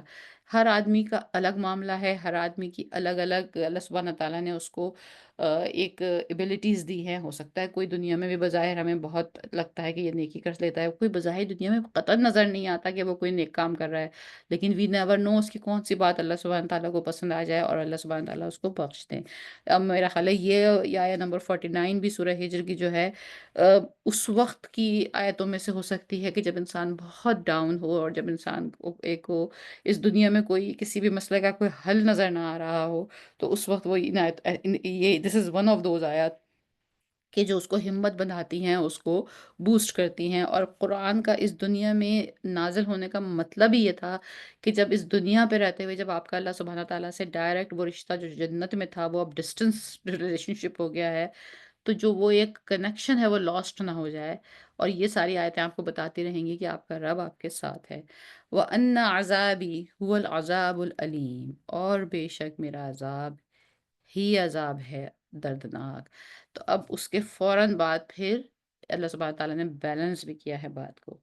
کہ اس چیز کو لے کر کوئی فائدہ اٹھانے کی اگر کوشش کرے، یعنی یہ اتنی تسلی، اتنی تشفی، اتنی جو کمر بندھائی ہے وہ ان لوگوں کو بتائی ہے کہ ہمت جو نہ ہار جائیں، لیکن جو اس بات کے اوپر تکیہ کر کے بیٹھ جائے ارے اللہ تو بڑا غفور الرحیم ہے، وہ بخش دے گا ہم کو، ارے چھوڑو چھوڑو، تو پھر وہ جو ہے وہ یہ جو لینینٹلی لینا شروع کر دے اور جو ایسا چھوڑ دے ہر چیز کو، پھر اس کے لیے یہ ہے کہ نہیں، حساب کتاب وہاں موجود ہے، حساب کتاب ہوگا۔ وَنَبِّئْهُمْ، اور انہیں خبر دیجئے انہیں عن ضعیف ابراہیم، and immediately after this آیہ 49 اور 50، آیہ 49 جو ہے وہ اللہ سبحانہ تعالیٰ کی طرف سے عین محبت میں ڈوبی ہوئی، بہت ہی تسلی دیتی ہوئی، بہت ہی ایک آپ کو اپسٹ کی طرف لے جاتی ہوئی آیت ہے۔ آیت نمبر 50 ایک دم آپ کی آنکھیں کھول دیتی ہے، oh okay, we have to we are still ایسا نہیں ہے، یہ صرف محبت کرنے والی ماں بھی ماں ہی نہیں ہے بلکہ یہاں ایک باپ کا بھی عنصر ہے کہ وہ پوچھے گا بھی، جواب بھی دینا ہوگا، وہاں پر ایک حساب کتاب کا بھی معاملہ ہے۔ اینڈ امیڈیٹ آفٹر دیٹ آیا 51 سے حضرت ابراہیم علیہ السلام کے واقعے کا ذکر شروع ہو رہا ہے۔ اینڈ کیا ذکر شروع ہو رہا ہے؟ ہم یہ دیکھتے ہیں آگے کہ یہ جو ظاہر ہے حضرت ابراہیم علیہ السلام کا واقعہ پورے قرآن میں کئی جگہ مختلف طریقے سے آیا ہے، یہاں کون سا پارٹ حضرت ابراہیم علیہ السلام کی سٹوری میں سے کون سی چیز ہائی لائٹڈ ہے، and how it is connected with these two آیات۔ آیا نمبر 52 از دخلوا علیہ فقالوا سلاما قال ان منکم وجلون، اور جب وہ سب داخل ہوئے اس پر، کون سب؟ فرشتے، جب فرشتے آئے تھے جو حضرت ابراہیم علیہ السلام کے پاس ان کے گھر، اور وہ داخل ہوئے اور انہوں نے کہا سلام حضرت ابراہیم علیہ السلام کو، تو انہوں نے کہا کہ وہ وقال ان منکم وجلون، اور اس نے کہا کہ مجھے آپ سے ڈر لگ رہا ہے۔ وجیلون کے لیے جو ٹرانسلیشن ہے ڈر کا، یہ وہ والی فارم ہے کہ جیسے بظاہر تو ہم ایک دوسرے سے بڑے اچھے سے ملتے ہیں اور بظاہر ایک آدمی نارمل نظر آتا ہے، وہ بڑا اسکیئرڈ یا افریڈ یا ڈرا ہوا نظر نہیں آ رہا ہوتا، لیکن دل میں وہ بڑا ایک آکورڈ سا نروس سا فیل کر رہا ہوتا ہے۔ سو اگر کوئی شخص بظاہر بیٹھا ہوا بڑا آپ کو صحیح لگ رہا ہے، لیکن پھر وہ اندر سے نروس ہو رہا ہے، تو وہ اس وقت تک ہمیں پتہ نہیں چلے گا جب تک کہ وہ خود اس کو کسی طرح سے ایکسپریس نہیں کرتا۔ تو وہ حضرت ابراہیم نے خود ہی ان سے کہہ دیا کہ یہ قصہ وہاں سے اٹھایا ہے، obviously یہ پوری تفصیل اس طرح نہیں ہے کہ وہ آئے، ایک اور جگہ ہم نے قصے کو پڑھا ہے کہ وہ لوگ آئے، آپ نے ان کے لیے بکرا فوراً ذبح کیا، اس کو بھونا، ان کے آگے رکھا، تو وہ جہاں جس طرح ان کی ضیافت کی، وہ جہاں ان کے سخی ہونے کا ذکر زیادہ emphasize کیا گیا ہے، وہ وہاں ہم پڑھ چکے ہیں۔ یہاں وہ سارا ڈیٹیل اسکپ کی گئی ہے، اور یہاں پر سمپل یہ ہے کہ آ، جب انہوں نے کھانا نہیں کھایا اور ویسے بھی وہ نئے شکل صورت سے لوگ تھے، تو وہ حضرت ابراہیم علیہ السلام جو دل میں جو نروسنس فیل کر رہے تھے، وہ آپ نے اپنے مطلب اس کو بیان کیا کہ مجھے آپ لوگ کوئی بہت عجیب سے لوگ لگ رہے ہیں، اور میں کچھ ڈر رہا ہوں، میں کچھ نروس ہو رہا ہوں آپ لوگوں سے۔ قالوا لا تُجَل، تو انہوں نے کہا تو تم مت ڈرو، تم نروس مت ہو، تم ہم سے ہمارے متعلق کوئی برا خیال دل میں مت لاؤ۔ اِنَّا نُبَشِّرُكَ بِغُلَامٍ علیم، بے شک ہم آپ کو خوشخبری دیتے ہیں آپ کو ایک لڑکے کی جو کہ بہت ہی علم رکھنے والا ہوگا۔ غلام کہتے ہیں قریباً 8 سال سے 13 سال تک کی جو عمر ہے، جسے ہمارے ہاں لڑکپن کی عمر کہتے ہیں، اس ایج کے بچے کے لیے عربی میں غلام یوز ہوتا ہے۔ تو اس کا مطلب یہ ہے کہ obviously بچہ تو چھوٹا ہی پیدا ہوگا ان کے ہاں، لیکن اس کا مطلب یہ ہے کہ غلام، کیونکہ حضرت ابراہیم علیہ السلام اس وقت ہی بہت عمر رسیدہ تھے، تو مطلب نہ صرف ان کو بچے کی اس ایک جملے میں یہ خبر دی جا رہی ہے، انا نبشرو کا، ہم آپ کو خوشخبری دینے آئے ہیں۔ اگر وہ کہہ دیتے ہیں ہم آپ کو بچے کی خوشخبری دینے آئے ہیں، تو ایک انتہائی بوڑھا آدمی، اس کے دل میں اس خوشی کے بعد کہ وہ اتنے بڑھاپے میں باپ بننے والا ہے، ہو سکتا ہے ان کے دل میں یہ خیال آتا ہے کہ میں کتنا زندگی اس بچے کی دیکھ پاؤں گا، میں آلریڈی اتنی اولڈ ایج میں ہوں۔ تو نہ صرف یہ خوشخبری دی کہ آپ کو بچے کی خوشخبری دی جاتی ہے، آپ کے گھر میں ایک اولاد کی اب ایک صورت ہوگی، بلکہ یہ بھی بتایا گیا کہ وہ لڑکپن میں بہت لائق اور قابل ہوگا، مطلب یہ کہ آپ اس کے لڑکپن کو دیکھنے کے لیے موجود ہوں گے، یو ول بی دیئر، تو آپ کی اپنی زندگی بھی کتنی بڑی ہوگی۔ اسے کہتے ہیں جامع الکلام، کہ اس ایک ہی جملے میں کتنی ساری باتیں اکٹھی ایک ساتھ کہہ دی گئیں۔ قال ابشر قال ابشر تمونی، اور کیا انہوں نے کہا حضرت ابراہیم علیہ السلام نے، کیا تم مجھے خوشخبری دیتے ہو، الا مسنی الکبر فبما تبشرون، اور میں آ پہنچا بڑھاپے کی اس حد تک، میں اس حد تک ہو گیا، اتنا ضعیف ہو گیا، اور اب تم مجھے خوشخبری دینے آئے ہو، مطلب ایک طریقے سے وہ ایک ایسا تھا کہ جیسے یہ تم کیسی بات کر رہے ہو، مطلب یہ کیسی ایک انہونی سی بات ہے۔ قالوا بشرناک بالحق، انہوں نے کہا ہم نے خوشخبری دی آپ کو حق کی۔ فلا تکن من القانتین، تو نہ ہو جائیے نا امید ہونے والوں میں سے۔ اردو میں بھی لفظ استعمال ہوتا ہے قنوطیت، شدید ڈپریشن، مایوس، نو ہوپ۔ تو وہ جو قنوتی ہم کہتے ہیں کہ یہ شخص تو قنوتی ہو گیا ہے، تو ایسے ہوتا ہے قنوتی، تو قنوتی ہو گیا ہے تو مطلب جیسے اس کو یہ کوئی امید ہی نہیں رکھتا، یہ ہمیشہ ہر چیز کا نیگیٹو اینگل دیکھتا ہے، ہمیشہ اس کو کوئی، اس کے دل میں کوئی پازیٹیوٹی ہے ہی نہیں۔ وہ جو قرآن میں لفظ آتا ہے نا، لا تقنطو، اللہ کی رحمت سے نا امید نہ ہو، تو اسے تقنطو، تو یہ ہے کہ وہ فرشتوں نے حضرت ابراہیم علیہ السلام سے کہا کہ آپ نا امید نہ ہوئیے، مطلب جب حضرت ابراہیم نے کہا کہ بھائی میں تو اتنا اس عمر میں، اور میں اب تم آئے ہو تو ہم تو آپ کو خوشخبری دے رہے ہیں، آپ نا امید نہ ہوئیے۔ قال ومن یقنط، حضرت ابراہیم نے کہا نا امید، میں نا امید، مطلب ان کو یہ چیز اچھی نہیں لگی کہ فرشتوں نے ان سے کہا کہ آپ نا امید ہیں۔ قال ومن یقنط من رحمت ربه الا الضالون، حضرت ابراہیم نے کہا کہ نا امید وہ ہوتا ہے رحمت سے اپنے رب کی جو گمراہ ہو جائے، جو سوائے اس کے جو گمراہ ہو، مطلب انہوں نے کہا کہ میں نا امید نہیں ہوں، ان کی وہ ایک حیرانی تھی کہ یہ out of the normal routine life, out of the ایک جو ہم ایک طریقے سے انسانی زندگی کو دیکھتے ہوئے آتے ہیں، تو اس پہ ان کی یقیناً ایک حیرانی تھی۔ اس کا مطلب یہ ہوا کہ اس طرح کی چیزوں کے لیے اگر جیسے کوئی انسان کا ایک امیڈیٹ ریئیکشن ایسا ہوتا ہے کہ ہاں ٹھیک ہے، یہ تو ہم یقین رکھتے ہی ہیں کہ اللہ سبحانہ تعالیٰ سب کچھ پہ قادر ہے، وہ سب کچھ کر سکتا ہے، बट फॉर अ इंस्टेंस जब इस तरह की कोई चीज़ सामने आए तो उसमें हैरान हो जाना या हैरान होके इस तरह का एक रिएक्शन देने से का ये मतलब कतन नहीं है किसी का कि उसको अल्लाह की रहमत पे यकीन नहीं है। जब हज़रत इब्राहीम जैसा खलीलुल्लाह और एक बुज़ुर्ग और बरगज़ीदा शख्सियत इस तरह रिएक्ट कर सकती है, तो मतलब बाकी लोगों का इस मामले में क्या उसमें एकदम से उनके ऊपर ये कह देना कि आपको अल्लाह के ऊपर यकीन ही नहीं है, जो यहाँ हम एकदम से शुरू कर देते हैं, तो नो इट्स नॉट। एक इंसान होने की कैपेसिटी भी है, उसको थोड़ा वक़्त लगता है किसी चीज़ को जज़्ब करने के लिए, किसी चीज़ को समझने के लिए। तो वो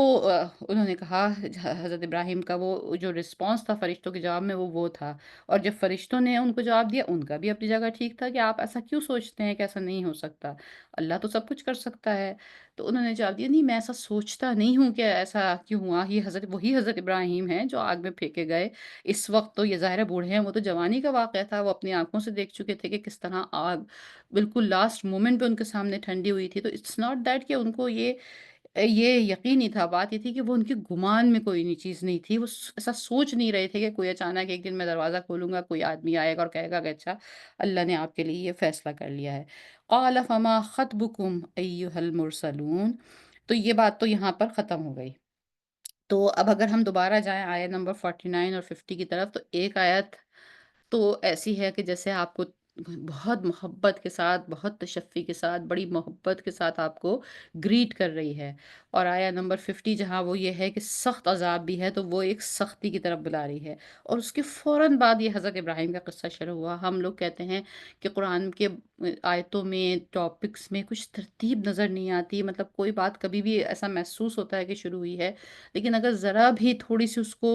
उसको डाउन करने की कोशिश करें, ज़रा-सा समझने की कोशिश करें तो इमीडिएटली समझ में आती है। अल्लाह सुब्हाना तआला ने बताया कि मेरी रहमत से तुम जन्नत में दाखिल भी होगे, तुम मत भूलो कि मैं गफ़ूर रहीम हूँ। और दूसरी तरफ अज़ाब की भी बात हुई है। तो गफ़ूर रहीम की जो एक मैनिफेस्टेशन थी वो ये थी कि हज़रत इब्राहीम अलैहिस्सलाम जो बिल्कुल अपनी उम्र के आखिरी हिस्से को पहुँच गए और उन्होंने दिल में ये सोचा होगा कि ठीक है, वो उस पे भी क़ाने थे, उस पे भी अपने अल्लाह के सामने सर पे सुजूद थे कि ठीक है, मेरे रब ने मेरे लिए शायद औलाद नहीं लिखी मज़ीद। याद रखिए कि ये हज़रत इसहाक़ अलैहिस्सलाम का मामला है। ये जो बच्चा अब होने जा रहा है, ये हज़रत इसहाक़ अलैहिस्सलाम का है। हज़रत इस्माईल अलैहिस्सलाम इससे बहुत पहले करीबन 15 साल का डिफ़रेंस है हज़रत इसहाक़ अलैहिस्सलाम, हज़रत इस्माईल अलैहिस्सलाम में। वो इससे बहुत पहले उनकी पैदाइश हो चुकी और हज़रत इब्राहीम अलैहिस्सलाम उनको और बीबी हाजरा को मक्का छोड़ के आ चुके। ये जो है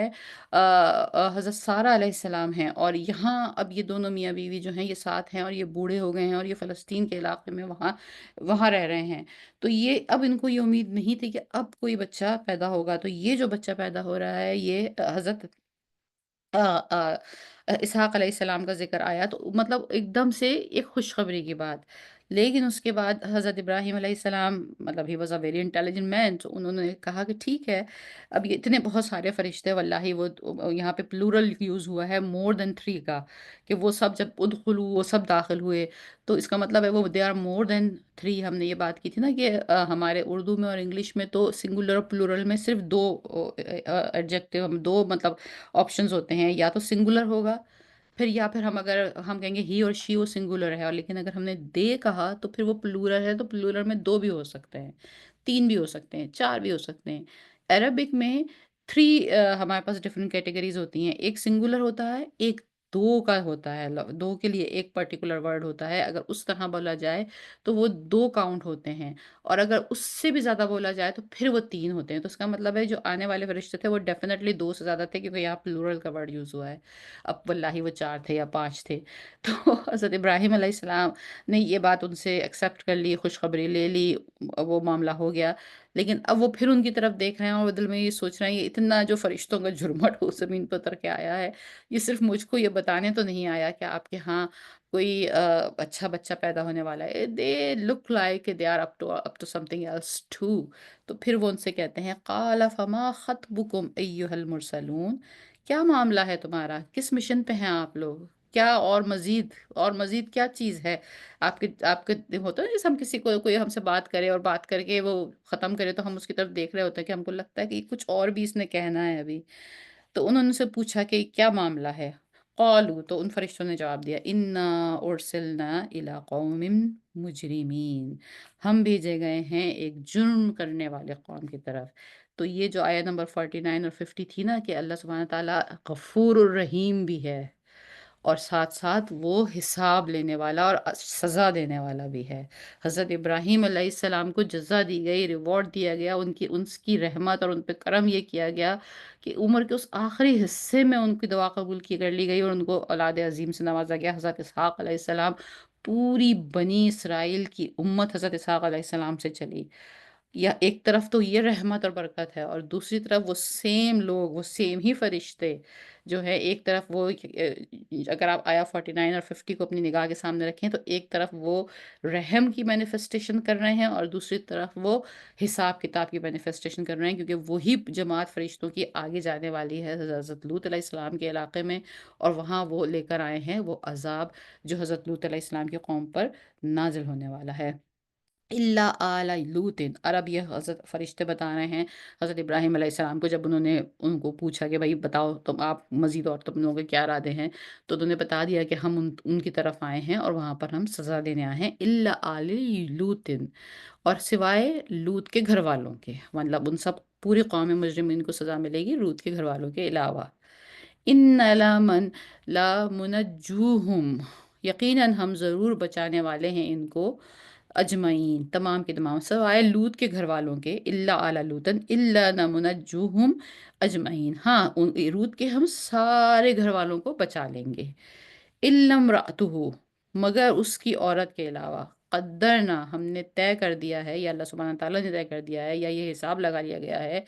انہا لمن الغابرین، کہ وہ پیچھے رہنے والوں میں سے ہوگی۔ تو یعنی یہاں پہ یہ بات بھی کلیئر ہے کہ کسی نبی کی سگی بیوی یا اس کی اولاد یا اس سے بالکل امیڈیٹ تعلق کے باوجود بھی کوئی شخص صرف رشتہ داری کی بنیاد پہ نہیں بچتا۔ تو ہم یہ کیسے سوچتے ہیں کہ ہم، جیسے ہماری ایک امت میں بیک ہوم میں اگر آپ جائیں تو یہ بڑا پایا جاتا ہے کہ ہمارے نبی کریم صلی اللہ علیہ وآلہ وسلم ہماری شفاعت فرمائیں گے، ضرور فرمائیں گے، لیکن اس شفاعت کے اوپر بیٹھ کر آپ گناہگاری کرتے جائیں، لمٹ سے باہر چلے جائیں، اور تمام غلط سے غلط کام کرتے جائیں، اور یہ سوچیں کہ نبی کریم صلی اللہ علیہ وسلم ہماری شفاعت فرما دیں گے، سو یہ اس طرح ورک نہیں کرتا ہے۔ تو وہ جو عورت تھی وہ شی واز ناٹ گڈ، تو من القابلین فلما جاء آل لوط المرسلون، اور جب وہ سب لوگ لوط کے گھر والوں کے پاس آئے، قال انکم قوم منکرون، تو انہوں نے، حضرت لوط علیہ السلام نے کہا کہ میں آپ لوگوں کو نہیں پہچانتا ہوں، آپ کون لوگ ہیں، مطلب ظاہر ہے چہرے سے ان کو پہلے کبھی دیکھا نہیں تھا۔ قالوا بل جئناک بما كانوا فیہ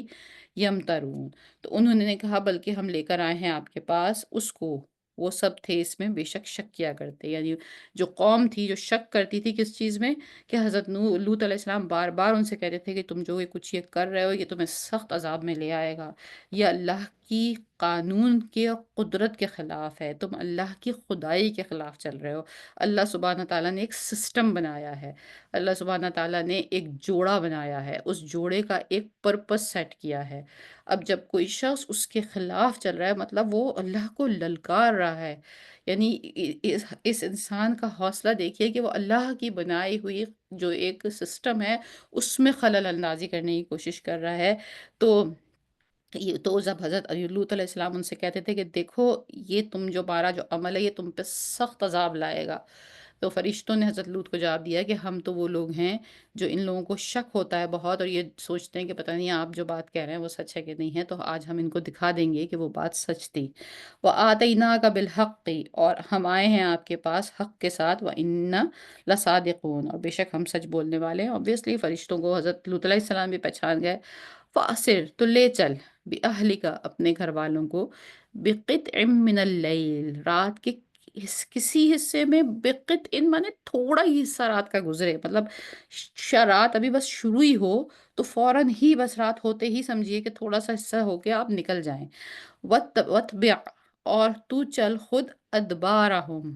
ان کے پیچھے، ادبارہم مانے کہتے ہیں کمر، کمر کے لیے بھی یوز ہوتا ہے، یعنی اس طرح کہ ان کی کمر آپ کو نظر آئے، تو کسی کی کمر آپ کو جب نظر آئے گی کہ جب آپ سب سے پیچھے خود ہوں گے، ولا یلتفت، اور وہ نہ مڑ کر دیکھے، منکم احد،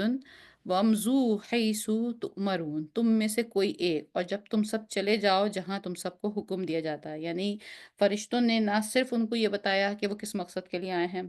فرشتوں نے باقاعدہ ان کو اسکیجول دیا کہ یہ اب آج رات ہونے والی ہے، رات کا یہ وقت ہوگا، بس جیسے ہی مغرب کے بعد تھوڑا ہی اندھیرا ہوگا آپ نے نکلنا ہوگا۔ نکلنے کی اسٹریٹجی یہ ہوگی کہ آپ کے سارے گھر والے پہلے آپ کے آگے رہیں گے سوائے آپ کی بیوی کے، اور آپ ان کے پیچھے رہیں گے۔ دا ریزن واز کہ ان کو پتا تھا کہ جیسے ہی اللہ کا عذاب شروع ہو جائے گا اور جو ایک وقت مقرر ہے، تو یہ نہ ہو کہ کوئی اس میں سے مڑ کے بھی دیکھ لے، یعنی وہ لوگ جو بچ جانے والے بھی تھے ان کے لیے بھی ہدایات یہ تھی کہ مڑ کے مت دیکھنا، وہ اتنی خوفناک، اتنی ہیبتناک اور اتنی ایک ایسی چیز ہے کہ اس کا ذکر اور اس کو دیکھنا بھی دیکھنا بھی آپ کو مصیبت میں ڈال سکتا ہے۔ اور یہ باقاعدہ ان کو بتایا آپ رات کے کچھ حصے کے بعد نکلیں گے، آپ پیچھے رہیں گے، آپ کی بیوی گھر میں رہے گی، آپ کے باقی سارے گھر والے آگے رہیں گے، پورا اسکیجول دیا۔ اور اس کے بعد یہ بھی بتایا کہ اور تم سب چلے جاؤ جہاں تم سب حکم دیے جاتے ہو، even they gave the route, ان کو یہ بھی بتایا not this side, all that side, یعنی ان کو پتا تھا کہ کس طرف سے عذاب آئے گا، کس طرف سے وہ بستی الٹی جائے گی، کس طرف پتھر نیچے گریں گے، کس طرف آگ بھڑکے گی، تو ان کو باقاعدہ راؤٹ بھی بتایا کہ اس طرف نکل جانا، کہ وہاں وہ راستہ امن کا ہے، وہ راستہ بچ جانے کا۔ وَقَضَيْنَا، اور ہم نے فیصلہ کہلا بھیجا، إِلَيْهِ ذَلِكَ الْأَمْرَ أَن دَابِرَ هَٰؤُلَاءِ مَقْطُوعٌ مُصْبِحِينَ، اس کی طرف اس بات کا کہ بے شک جڑ ان سب کی کاٹ دی جانے والی ہے، صبح سب صبح کرنے والے، یعنی صبح ہونے سے پہلے پہلے یہ سب کچھ جو ہے ختم ہو جائے گا۔ وَجَاءَ أَهْلُ الْمَدِينَةِ یستبشرون، اب یہ سارا جو کنورسیشن ہے ان فرشتوں کی اور حضرت لوط علیہ السلام کی آپس میں ہو گئی، مطلب ایک بڑی کلیئر ڈیٹیل پورا ان کو ایک پلان بتا دیا گیا، یعنی اس جسٹ لائک ایک جیسے ہوتا ہے نا آرمی کا ایک باقاعدہ پلان ہوتا ہے، اتنے بجے آپ نکلیں گے، اس راستے سے آپ جائیں گے، یہ آپ کی فارمیشن ہوگی، یہ آپ کا طریقہ ہوگا۔ It is very well calculated. اللہ سبحانہ تعالیٰ کا جو عذاب ہے وہ مذاق نہیں ہے، بروں کے لیے تو ہے ہی، اچھوں کے لیے بھی اس سے کتنا بچنا اور اس سے کس طرح بچ کے نکلنا ہے، اس لیے کہ یہ ایک بہت خوفناک اور ہولناک چیز ہے۔ جب یہ سارے معاملات ان کے درمیان طے ہو گئے، ادھر جو لوگ تھے اپنی جو مستی میں تھے، جو اپنے اس میں تھے، مطلب بالکل اپنے نشے میں تھے، وہ اہل المدینہ تھی، شہر کے لوگ، مدینہ شہر کو کہتے ہیں، جب شہر کے لوگوں کو پتہ چلا کہ اتنے خوبصورت لڑکے آئے ہیں، تو اور obviously اللہ سبحانہ تعالیٰ نے اسی لیے ان کو لڑکوں کے خوبصورت لڑکوں کی فارم میں بھیجا تھا کہ وہ ان کو مطلب ان کی جو ایک وہ بدمستی تھی اس پہ وہ آخری مہر لگانا چاہتے تھے۔ قال ان هؤلاء ضعیفی فلا تفضحون، تو حضرت لوط علیہ السلام نے کہا کہ پلیز یہ میرے مہمان ہیں، ان کے ساتھ ایسا نہ کرو، ان کے سامنے مجھے ذلیل نہ کرو۔ ایک بات نوٹ کرنے کی یہ ہے کہ اس سے پہلے ہم سورہ ابراہیم، اگر آپ کو یاد ہوگی کہ جہاں بار بار بہت سارے انبیاء علیہ السلام کے تمام ذکر آئے تھے، یا اور بھی تمام جگہوں پہ جہاں حضرت لوط علیہ السلام کے واقعے کا ذکر ہوتا ہے، اس میں اس میں یہ ذکر ہوتا ہے کہ جب وہ مہمان آئے اور حضرت لوط علیہ السلام نے ان کو دیکھا تو ان کو سب سے پہلے یہ فکر ہوئی کہ یا اللہ، یہ اتنے خوبصورت لڑکے، اس قدر مطلب ایک ہینڈسم اس طرح کے یہ لڑکے یہاں آئے ہیں، اور میری قوم کے لوگوں کو تو یہ لت ہے، اللہ تو اگر یہ انہوں نے ان کو دیکھ لیا، ان کی نگاہ ان پہ پڑ گئی، تو میں ان کو کیسے بچا پاؤں گا، میں بوڑھا آدمی ہوں۔ یہ بھی چیز ہمیں قرآن اور حدیث کے حوالے سے ملتی ہے۔ سورہ ہجر میں ہم یہ پڑھتے ہیں کہ فرشتوں نے تمام پلان ان کو بتا دیا، اور اس کے بعد وہ لوگوں نے اٹیک کیا۔ ان بہت کیسز بیسیکلی یہ کنٹراسٹ نہیں ہے، بات یہ ہے کہ حضرت لوط علیہ السلام کو یہ بات معلوم ہو بھی گئی تھی کہ ٹھیک ہے یہ فرشتے ہیں اور یہ اس صورت میں آئے ہیں، still they don't want, still in کے اندر یہ تھا کہ شاید یہ لوگ اتنی بری طرح میرے قوم کے لوگ ریئیکٹ نہ کریں، اتنا یہ اپنے آپ کو اتنا جانور پن یہ نہ شو کریں، تو شاید کہ ان کی کسی ڈیسنسی سے، ان کے کسی تھوڑے سے نیک عمل سے ان میں سے کچھ لوگ بچ جائیں، شاید کہ یہ میری بات مان کے پیچھے ہو جائیں، تو میں یہ دعا کر سکوں کہ بھئی ان میں سے کچھ کو بخش دیا جائے۔ تو وہ اسٹل ان کے ساتھ، وہ حضرت جو لوط علیہ السلام ہے، اسٹل ان کے ساتھ بحث کر رہے ہیں۔ مطلب اب جب کہ ایک شخص کو یہ بتا دیا گیا ہے کہ یہ سب لوگ ختم ہونے والے ہیں، پیغمبر کا جو رول ہے وہ اس کا اپنی قوم کے ساتھ یہ رشتہ شو کر رہا ہے کہ اسٹل ہی از ٹرائنگ،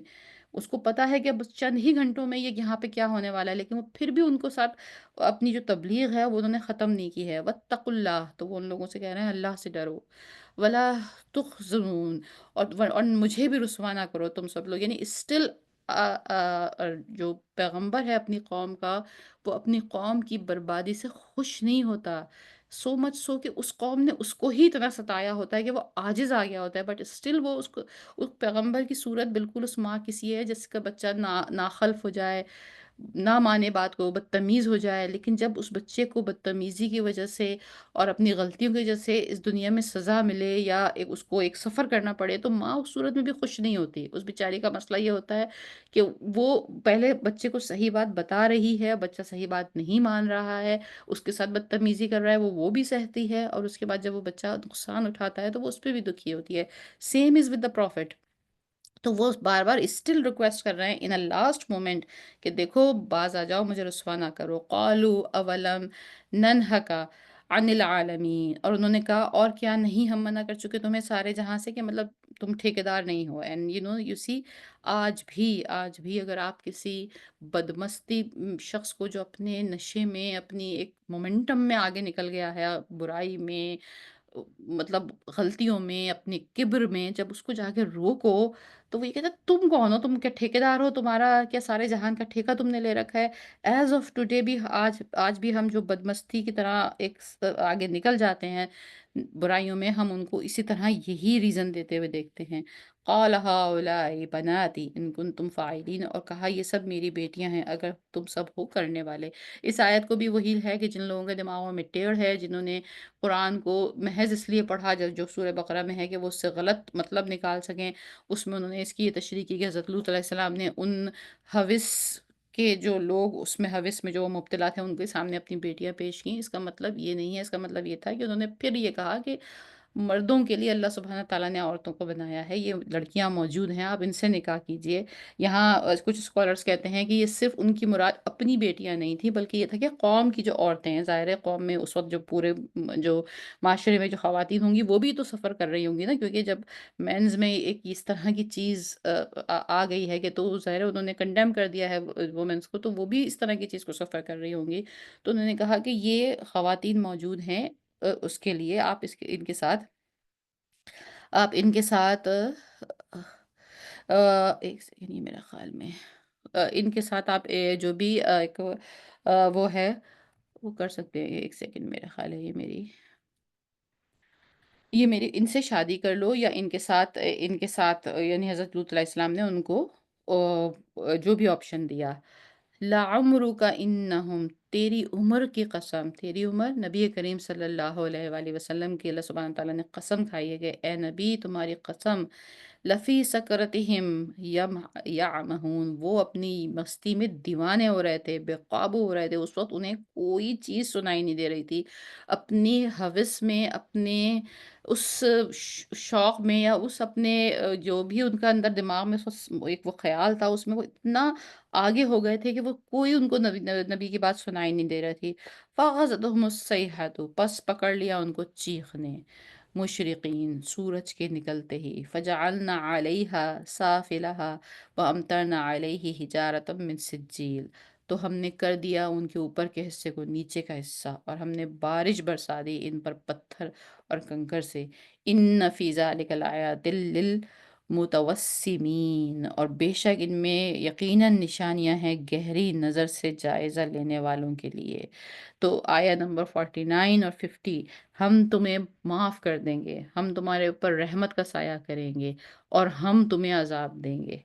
ایک جو رحمت کا جو ایک مینیفیسٹیشن دکھائی کہ وہی فرشتے حضرت ابراہیم کو رحمت کا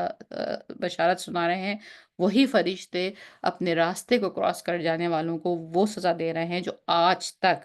اس وقت جب یہ آیتیں نازل کی گئیں اس وقت ان لوگوں کے لیے وہ ایک عبرت کی جگہ تھی، اور آج تک وہ عبرت کی جگہ ہے، اور اسے گہری نظر سے دیکھنے والوں کے لیے اس میں بڑی نشانیاں ہیں۔ ٹو مینی سائنٹیفک ریسرچ جو ان علاقوں پہ ہوئی ہے کہ وہاں اس زمین میں اتنی زیادہ ایسے کیمیکلز پائے جاتے ہیں جو وہاں پر بریتھ کرنا اس علاقے میں بھی اچھا نہیں ہے۔ حدیث میں ہے کہ جب تم ان علاقوں سے گزرا کرو تو تیزی سے گزر جایا کرو۔ آبویسلی اس کا ایک آسپیکٹ تو یہی ہے کہ یہ وہ جگہ ہے جہاں اللہ سبحانہ تعالیٰ کا رات نازل ہوا تھا، غصہ نازل ہوا تھا، لیکن اس کا دوسرا اب جو ہے اس میں جو گہری نگاہ سے ہے اس میں یہ کہ چونکہ ظاہر ہے وہاں وہ زمین زمین پلٹی گئی، اس پہ آسمان سے شعلے برسے، اس میں وہ جو گندھک کے، وہ کہتے ہیں کہ وہ جو پتھر تھے وہ ایسے تھے جیسے گندھک کے، یعنی جلنے والی چیز کے پتھر، کہ اس میں آگ لگ جاتی تھی۔ جب وہاں اتنا ہوا تو وہ جگہ بھی ہیلتھ ہیزرڈ بھی ہے وہ جگہ، تو وَإِنَّهَا فَإِنَّهَا لَبِسَبِيلٍ مقیم، اور بے شک وہ یقیناً راستے پہ قائم و دائم ہے۔ یعنی یہ سارا معاملہ جو الحجر کی بستی میں ہوا ہے تو وہ بالکل مین راستے پہ ہے، جیسے میں نے کہا کہ آج بھی وہ روئنز وہاں موجود ہیں۔ إِنَّ فِي ذَلِكَ لَآيَةً لِّلْمُؤْمِنِينَ، بے شک اس میں ہم نے یقیناً نشانیاں ہیں ایمان لانے والوں کے لیے۔ وَإِنْ كَانَ أَصْحَابُ الْأَيْكَةِ لِلظَّالِمِينَ، اور بے شک تھے والے ایکا، اصحاب الایکا، فانتقمنا منہم وانہما لِبِإِمَامٍ مبین۔ یہ اصحاب الایکا جو تھے بیسیکلی حضرت شعیب علیہ السلام کی قوم تھی۔ حضرت شعیب علیہ السلام کے متعلق بہت زیادہ ڈیٹیل میں قرآن میں اتنا زیادہ یوز نہیں ہوا ہے، لیکن ہم نے ان کو حضرت شعیب علیہ السلام کی قوم کا بھی سورہ ابراہیم میں، جہاں پر بہت سارے نبیوں کے متعلق آئے تھے قصے، وہاں کیا تھا۔ یعنی بیسیکلی لب لباب یہ ہے کہ وہ بھی وہی لوگ تھے جو سننے کو راضی نہیں تھے، اپنی اپنی مہلت جو ان کو مل رہی تھی، جس میں وہ ترقی کرتے جا رہے تھے، آگے بڑھتے جا رہے تھے، پیسہ بڑھتا جا رہا تھا، دولت بڑھتی جا رہی تھی، طاقت بڑھتی جا رہی تھی، لگتا نہیں تھا کہیں سے بھی کہ یہ چیزیں پلٹ سکتی ہیں۔ تو پھر ان کا کیا حشر ہوا، اور یہ سارے روئنز جو ہیں دونوں اسی راستے پر ہیں، دونوں ہی میں سائنٹیفکلی بھی اب یہ چیزیں ثابت ہو رہی ہیں کہ یہ جگہ اس لائق ہی نہیں ہے۔ لیکن جب انسان کے دل سے ڈر اور خوف اور تقوی داری اور خدا کا خوف نکل جائے تو وہ ایسی ہی حرکتیں کرتا ہے۔ روح کانپ جاتی ہے یہ سن کر بھی کہ اب اگر ان جگہوں کو، جس یہ کتاب ابھی تک ہمارے مسلمانوں کے درمیان موجود ہے، اس کتاب کے ہزاروں پڑھنے والے موجود ہیں، اور یہ جو روئنز ہیں یہ اسی سرزمین پہ ہیں جو تمام مسلمانوں کے لیے سب سے زیادہ بابرکت، سب سے زیادہ ہولی زمین ہے، سعودی حجاز کی جو ویلی ہے پوری، جہاں مکہ ہے، جہاں مدینہ ہے، اسی کچھ فاصلے پہ جا کر یہ روئنز ہیں۔ اینڈ دیز پیپل، یہ جو وہاں کی گورنمنٹ ہے، اب انہوں نے انہی جگہوں پہ، انہی روئنز پہ انہوں نے وہاں ریزورٹس بنائے ہیں، وہاں پر وہاں پر باقاعدہ نائٹ کنسرٹس ہوتے ہیں، وہاں پہ لائٹس لگائی گئی ہیں۔ I mean literally this shows us کہ ہزاروں برس پہلے کے وہ قوم لوط کے لوگوں کے کی جو مینٹل اسٹیٹ تھی، اور جو ان بادشاہوں کی مینٹل اسٹیٹ ہے، واللہ اس میں ایک رتی کا فرق نہیں ہے۔ اگر آپ کے دل سے خدا کا خوف نکل جائے تو ڈزنٹ میٹر آپ کس زمانے میں پیدا ہوئے ہیں، کتنی ٹیکنالوجی آپ کے ارد گرد ترقی کر گئی ہے، آپ کے دماغ کی اگر لائٹیں گل ہو گئی ہیں تو پھر وہ نیکی اور ہدایت آپ کے دل میں داخل نہیں ہو سکتی۔ اللہ تبارک تعالیٰ ہم کو اتنا گمراہ ہو جانے والوں سے بچائے، ہمیں ہمیں ابھی بھی ایمان پہ رکھے اور آخرت تک ہماری ایمان پہ رکھے ہمیں، اور ہمیں اس طرح اس دنیا سے لے کے جائے کہ ہمارا آخری عمل جو ہو وہ ایمان کے ساتھ ہی ہو۔ وآخر دعوانا ان الحمد للہ رب العالمین، ربنا تقبل منا انک انت السمیع العلیم۔